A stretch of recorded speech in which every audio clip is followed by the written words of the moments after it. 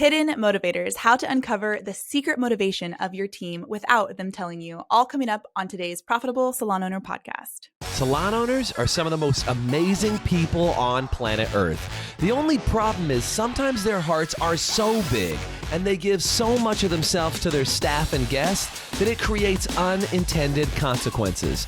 Our goal is to change the industry by elevating the way the rest of the world sees salons, spas, and barbershops and give it the credibility that it truly deserves. This is the Profitable Salon Owner Podcast. Welcome to today's Profitable Salon Owner podcast. On the podcast with me today is Jason Everett. Welcome back to our third episode together. Yeah, hey man, this is good stuff. You know, we it's fun to hang out with you. So thanks for holding the fort down and making this podcast happen more often. I really appreciate it. Yeah, it's been cool. I've learned a lot from people on it, and so it's been really fun. But today we are going to be talking.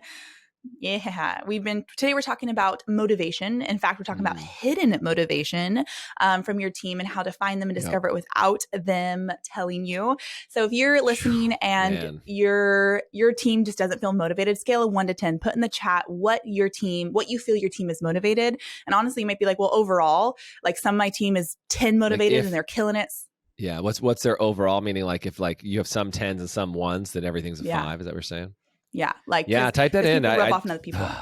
It's so hard just talk about motivation for a second. We were just doing a training. I'm so glad you brought this up because we were just doing a training inside the academy on this last month on hidden motivators. And we were talking about a lot of people feel that motivation comes from well, if I just bribe them with money, they should all be motivated, right? Or if I just give them what they want, then they'll all be motivated. And those are two deadly traps of motivation. Is one, giving them what they want, because then you can't run a business. So everybody doesn't want to work on Saturdays, or everybody doesn't want to come in when you want them to come in. That's not going to work. But then also people are well, I just pay them more money. Damn it, you make a paycheck. I saw somebody in the Profitable Salon Owner Facebook group, and I'm sorry if I'm knocking this person. I think you probably saw it. Is there was a question about what do you do for perks for your employees? And they were very bitter and angry. And they were like, I pay them and they get a paycheck. And I was like, wow. Why should I give them anything else besides their money? And I was like, well, because some people, money's not the most important thing. Yeah. Do you know what I'm saying? And you got to understand it's not just money that motivates people. And I think that's the thing that I think we will have an answer today. So if you believe that that's true, that it's not just money, do me a favor and say not just money in the chat. If you're listening to us just in the car or something like that, you can just yell it at your radio. I'm cool with that. Yeah, please don't type it in if you're driving. They're where do I type this in? Where do I type it? And they're hitting their blinkers or something. Just send it through your mind. We'll hear it. It's okay. I relate with that a lot because while yes, it is nice to have money, you can't live without money. You want to move up in things. And if you're listening to this and be like, what do you you're confused. What do you mean? Then stick around because we're about to blow your mind. Let's start with a little bit of what is some of the problems that we see? When people aren't motivated, what are some of the problems that we see coming up in salons? Well, can I also say in the same frame, Kayla, I can be unmotivated too. It's not just staff is unmotivated. Sometimes I've shown up and the other day, I literally the other day, I went to come into work and I'm like, I have a friggin' headache. And I was like in my mind for a second, I was like, can I just call in sick today? I was sitting at my desk and I was like, I have a headache. I don't feel good. I just want to go home. Honestly, in that moment, I still did a whole day and I made it all happen and did all the things I needed to do. But sometimes I'm unmotivated. So I want to be clear that this is not just a problem we're dealing with those unmotivated employees. This problem is when we're unmotivated and we can realize that we can be unmotivated and we need to also figure out how to motivate people. It'll make a massive difference in how we operate. So I just want to frame the context of that. Is that okay? No, I love that. Yeah. Because unmotivation, even as the salon owners listening, how many days are you not motivated? Maybe you're not motivated right now. Yeah. I know that I was struggling to be motivated this morning. Right. And that's what I'm saying is we all have to tough it up sometimes and get it done.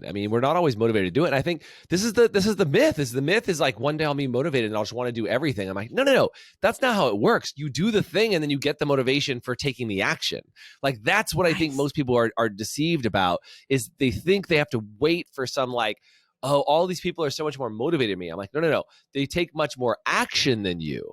That's very different than being motivated is they are action takers. So this morning, and I was talking about this morning, I took a cold shower this morning. Now, a lot of you guys are going to be cold shower, Jason, you're sniffing glue. I would never do that. That's not my thing. Blah, blah, blah. I get it.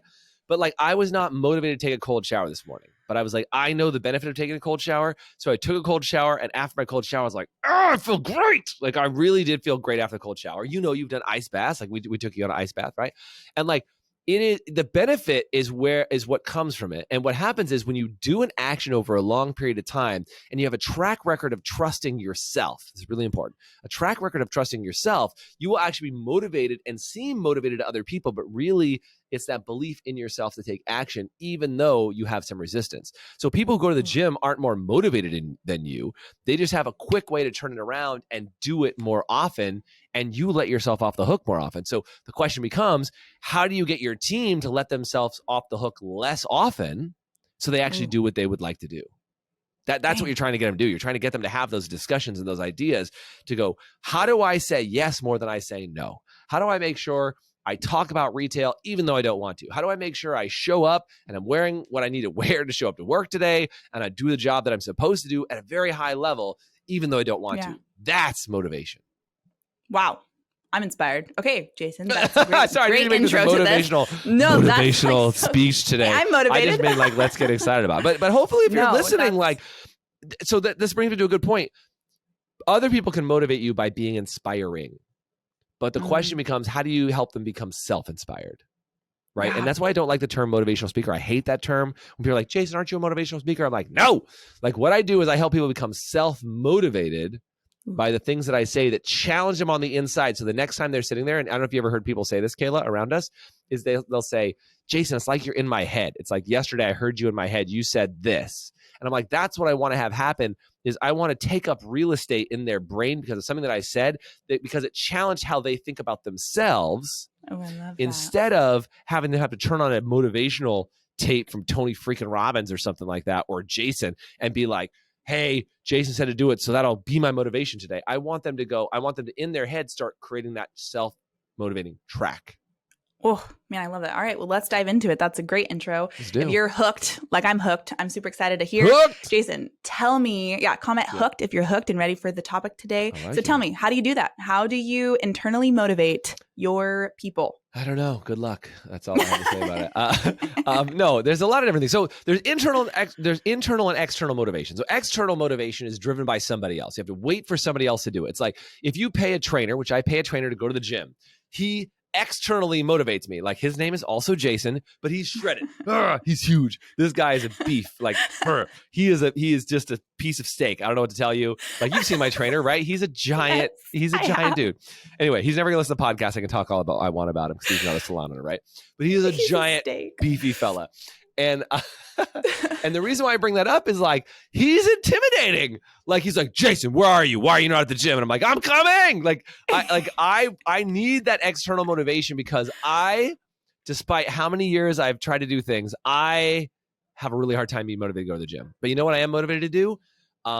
Keep my commitments. I am motivated to keep my commitments, and especially to keep my commitments to other people. Like, that is an internal drive that I know I have, that if I have a commitment to another person, I will not let them down. And so here's what's interesting about the gym I go to, is that the gym I go to, not only am I committed to the trainer, but there's also 4 other people that I train with. So it's like a little CrossFit plus trainer plus whatever. And so if I don't go to the gym, the other people are like, what the hell, Jason, where were you today? We were all working out. We were busting our butt and you weren't there. And I'm like, I'm sorry, I'll never let it happen again. And like, that's part of that motivation. And that's external motivation, right? So sometimes that external motivation is required. It's external motivation. So how does that work inside the salon? That means the manager is checking in with the salon owner the manager checking in with the stylist and saying things like, hey, what's going on? Where are you at? What are you doing today? I'm checking on your numbers. Like, let's sit down and have a meeting. Like, how many times you asked about retail? Let's look at it. Let's see where your numbers are. How do I help you get there? That's externally motivated. Internally motivated is when you get them clear about their own objectives, their own goals, their own vision, like where they want to go, what they want to do, how they want to create it. And what ends up happening is, because you're creating a narrative and a story for them inside their own mind, they will produce at an extremely high level of productivity because they're performing for themselves instead of performing for you.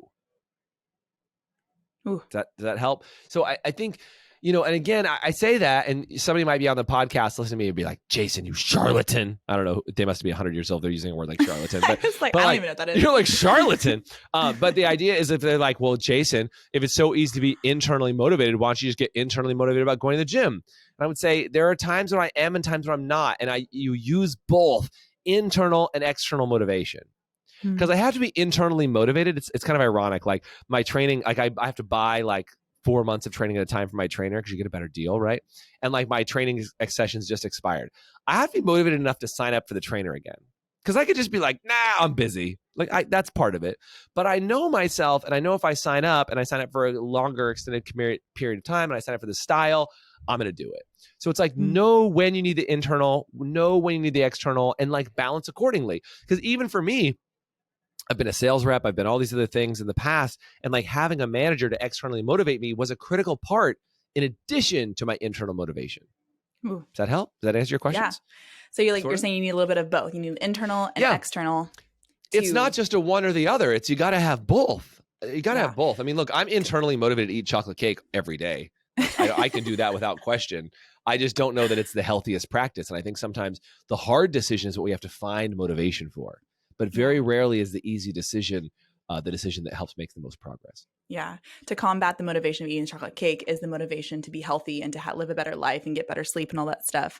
And I love the contrast there of the difference. Easier said than done, though, man. Easier said than done. I mean, because if you're only externally motivated, then a stylist that you look up to, or this they leave, and the people that are externally motivating you, like your people you train with, like if some of them start dropping off, and you're like, oh well, those people are out. Like maybe I could just slip out too. And then that starts to collide. It's easy to let yourself off the hook. You gotta have both. Yeah, for sure. So talk to me about how do you begin to instill in your stylist or like in your team that internal motivation? Like how do you start to draw it out?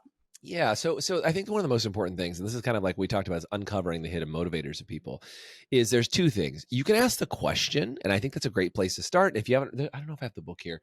There's a really good book called Open-Ended Questions. It's an amazing book. It's a great book on talking about how do you ask questions to people to get them to reveal more information? We all know that like open-ended questions are greater than yes and no answers.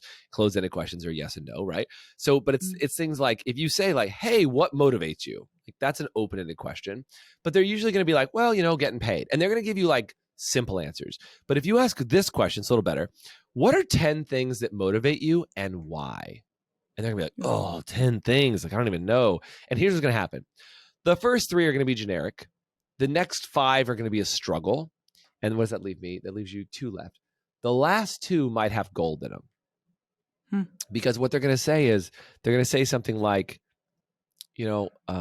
being the example for my kids is actually a really important motivator. And they're going to like come up with something in those last 2, 3 that they're going to be really special for them.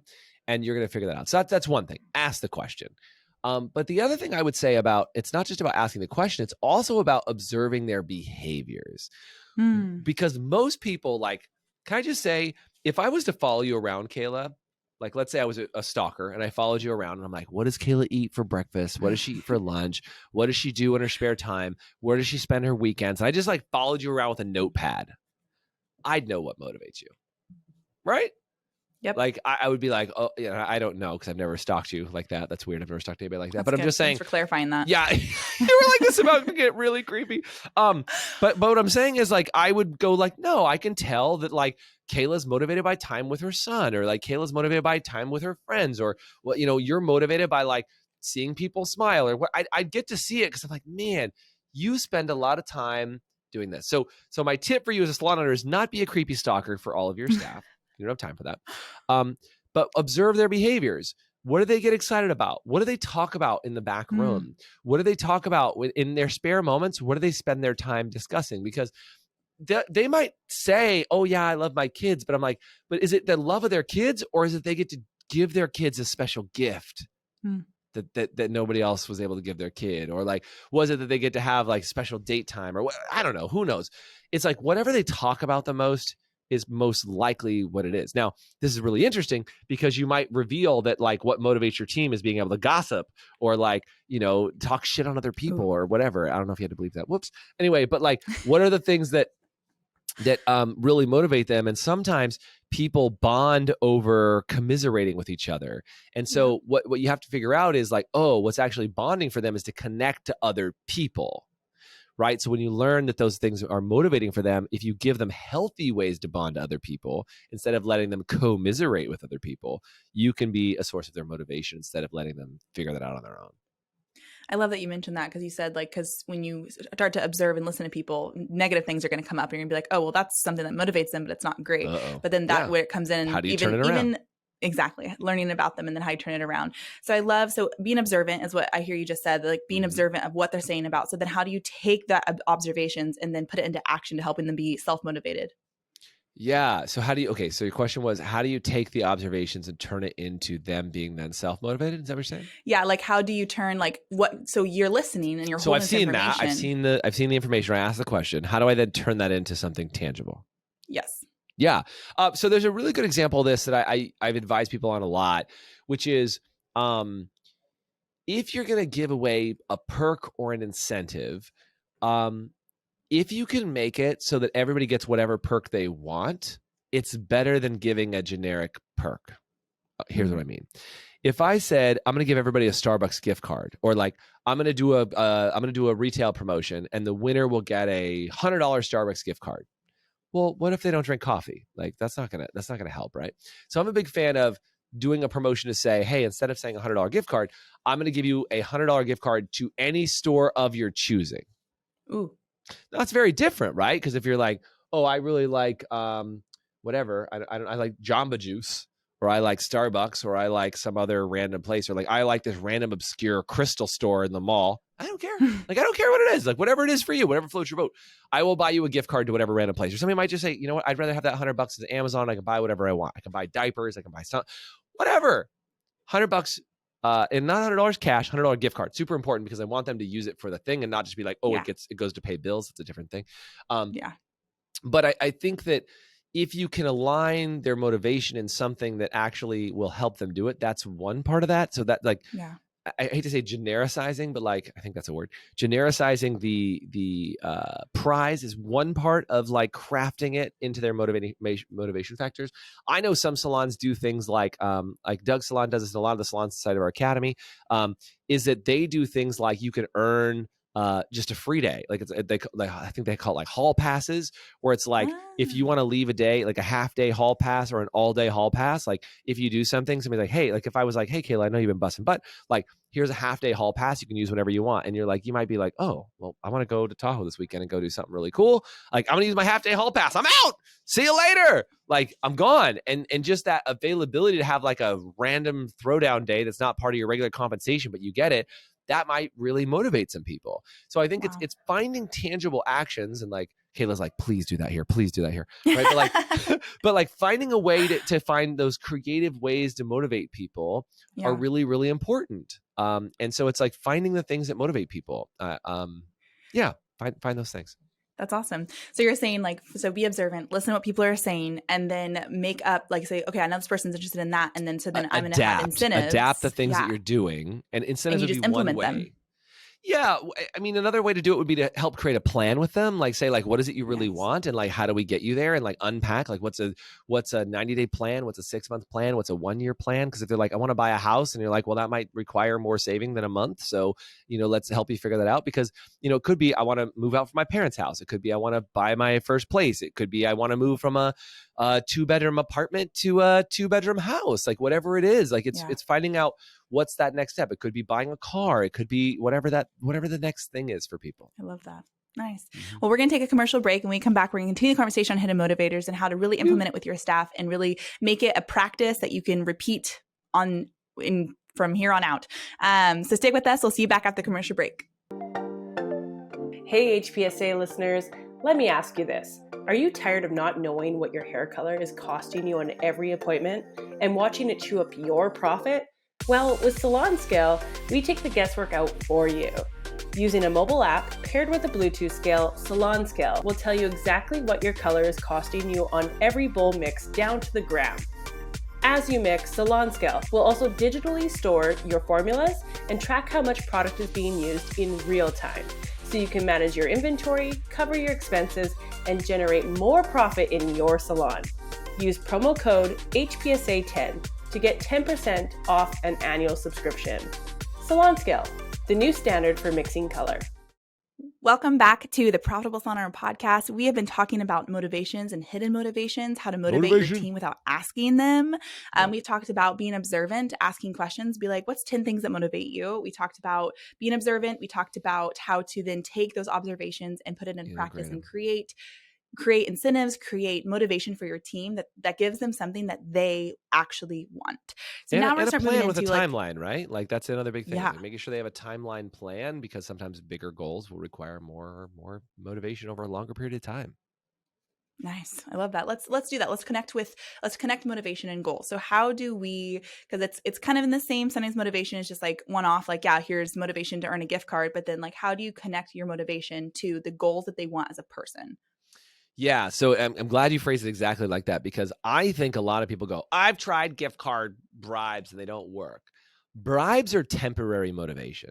Like if you have kids, you know how this works. Like if you want dessert tonight, or if you want whatever, if you want this, you bribe your children. And that's like the most generic thing, is a bribe. Mm-hmm. Like a bribe is an instantaneous gratification, but bribes only work for so long, right? Any parent will tell you that. Bribes work, but only for a little bit. So same with your staff. Yeah. You can't just constantly bribe them because they're like, well, what's your bribe now? Like they want a better and better bribe all the time. So what you have to figure out, and this is, again, that's kind of external motivation, is the bribe part. So internal motivation, that's a little bit longer lasting. What you want to do is you want to help them develop a little bit.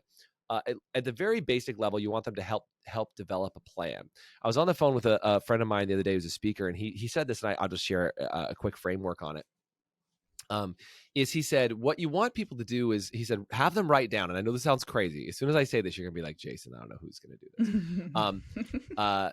But what it would be is, he said, write down a list of 100 things you'd like to accomplish. 100 things. Wow. And people are like, 100 things? That's crazy, right? And we talked about the list earlier. But he said, write down a list of 100 things you want to accomplish. And he said, they do this exercise where they write down 100 things. And he said, if you follow up with people in, I think it was a year or 2 years, can't remember, 1 year, 2 years. He said, within 1 year, most people have done between 30 and 40 things on that list that they wrote down within a year. Wow. And he said, and then within another year, they've knocked out another 10 or 15 things. And just the act of writing it down is a really big deal. So when you sit down with somebody, and I think this is a really good thing to discuss, is like when you talk about what motivates them, is like, hey, I want you to write down a list of just all the things you want your life to be like in the next 5 or 10 years. Just write down things you want to do, place you want to go, things you want to say that you've knocked out. And it's basically a bucket list. It's like a bucket list of all the things that are possible that you want to do with your life. Maybe it's travel. Maybe for some people, it's just like, I want to see my kids play baseball, or I want to see what, like, don't judge how big the things are. Just have them write the list. And then if you can, let's go, okay, well, let's reverse engineer a plan. Like we use something called a PERT chart inside the academy. We do this when people join. Is we're like, all right, so now let's put a PERT chart together and we map out what's the next 90 days going to look like, what's the next year going to look like. And then we refresh their plan every 4 months when they come to our destination trainings, right? We refresh their plan, we get clear on where they want to go. And it's a really great way for people to start putting that plan into actionable, tangible items. Because I've said this at events before, but most people over plan a day and are sweaty at the end of the day. They're like, I didn't get anything done. Over plan a day, but they under plan a year, and they underestimate what can be accomplished in a decade. Whoa. Super important. Over plan a day, under plan a year, underestimate a decade. So if you give yourself, and again, depending on how young you are, like when people are old, when people are like 50s and 60s, by the way, I'm just not 50 and 60. That's why that's old to me. If you're 60, you're like, that's not old. You're like, those 70-year-olds are old, and those 80-year-olds are old, right? Age is perspective. It's all either older than you or younger than you. That's it.